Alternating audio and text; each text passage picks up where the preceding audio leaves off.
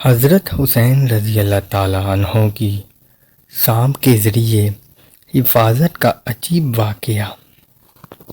حضرت سلمان رضی اللہ تعالیٰ عنہ فرماتے ہیں کہ ہم لوگ حضور پاک صلی اللہ علیہ وسلم کے ارد گرد بیٹھے ہوئے تھے کہ اتنے میں حضرت ایمن رضی اللہ تعالیٰ عنہ آئیں اور انہوں نے کہا، یا رسول اللہ، حسن اور حسین رضی اللہ کہ گوئی ہی گم ہو گئے ہیں۔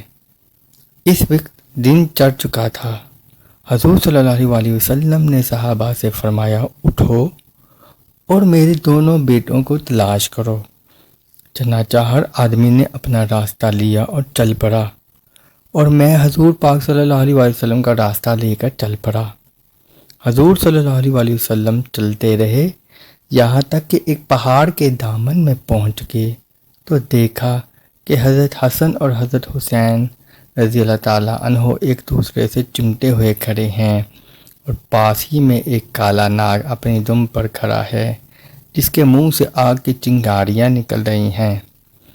غالباً اللہ نے ناگ بھیجا تھا کہ بچوں کو آگے جانے سے روکے۔ حضور صلی اللہ علیہ وآلہ وسلم جلدی سے ناگ کی طرف بڑھے۔ اس ناگ نے حضور صلی اللہ علیہ وآلہ وسلم کو مڑ کر دیکھا اور چل پڑا اور ایک اور سوراخ میں داخل ہو گیا۔